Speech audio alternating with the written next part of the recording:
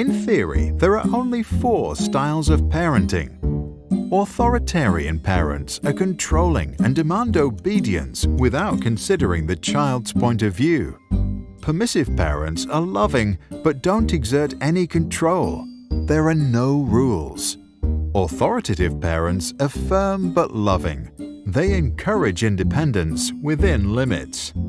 Neglecting parents are uninvolved and often uninterested in their own child. Recently, a 5th style was proposed, but we will come back to that later. The styles range from controlling and demanding to complete freedom, and from cold and unresponsive to loving and receptive. Each authoritative, permissive, authoritarian, and neglectful parents have their place. To understand what it means to grow up with parents from each end of the spectrum, we can imagine the lives of 4 children. Sarah's parents are authoritarian. They love their girl, but they believe that strict rules are important to make Sarah become well-behaved and fit into society. If Sarah cries, she's told to stop. If she talks back, she is sent to the corner for time out. If she forgets to take care of her chores around the house, she is not allowed to play with her toys. Sarah learns that suppressing her emotions and following her duties is the way to get through the day. To get the love of her parents and to avoid making them upset, she becomes obedient. However, because Sarah was never allowed to decide for herself or follow her intrinsic interests, as an adult, she doesn't know what she really wants. She begins living a life that seems perfect to her parents and society, but might leave her unhappy on the inside.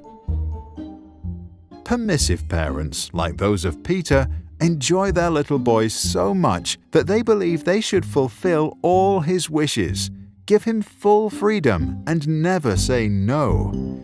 Peter enjoys full control over his parents and gets whatever he wants.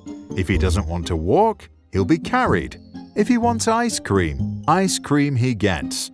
If he wants to play games, he'll be playing them all night.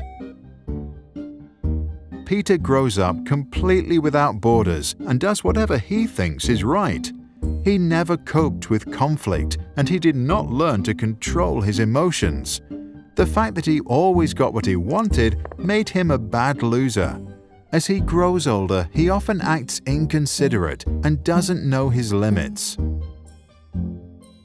Arthur's authoritative parents respect their child's needs, but believe that kids need freedom within certain limits. Arthur can freely play, but when he's done, he needs to help tidy up. He is allowed to eat ice cream, but only on Sundays. Screen time is limited to 30 minutes a day. There may be conflict, but the parents listen to what Arthur has to say and then lay down the rules. Arthur learns that some things are difficult, but his parents give him all the support he needs to get through it.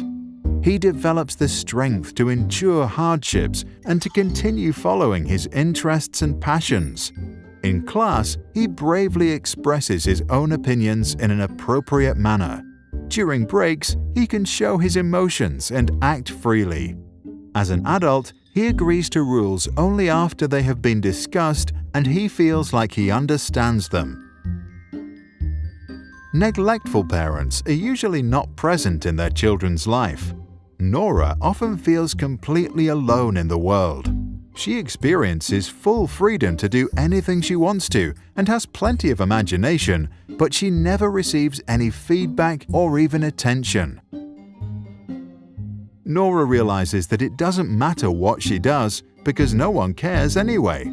The lack of attention leads to a lack of trust in herself and others.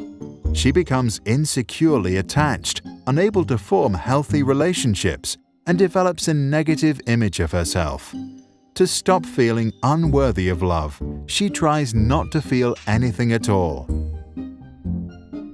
In recent years, over-involved parents who are present in every aspect of their child's life are often referred to as the 5th style. These parents are also known as snowplows.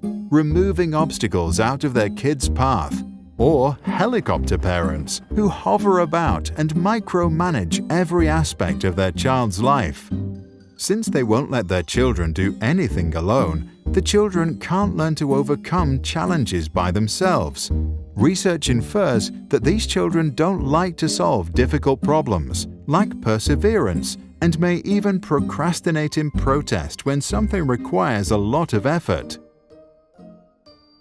Since most research on parenting is based on self-reports and was done in the US and Europe, it is not clear how strongly the observed effects will hold up in controlled observational experiments or in other parts of the world.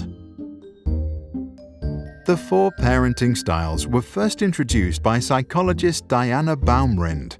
For good parenting, she advised balance of demandingness and responsiveness. Add to that the wise words of Maria Montessori to never help a child with a task at which he feels he can succeed, and parents should do pretty well. What do you think? Should parents resort to a specific style, or should they decide what's best to do in a given situation, as long as they don't neglect or abuse their child?